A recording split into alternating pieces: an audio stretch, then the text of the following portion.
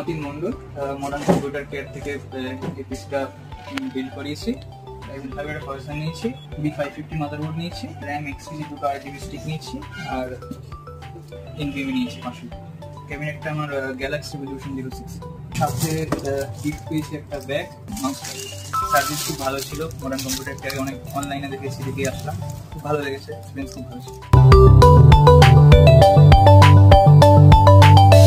স্টেশনে নামবেন, 1 নম্বর প্ল্যাটফর্মে টিকিট কাউন্টারে গা ঘেঁষেই দোকানটা, মডার্ন কম্পিউটার বারাসাত।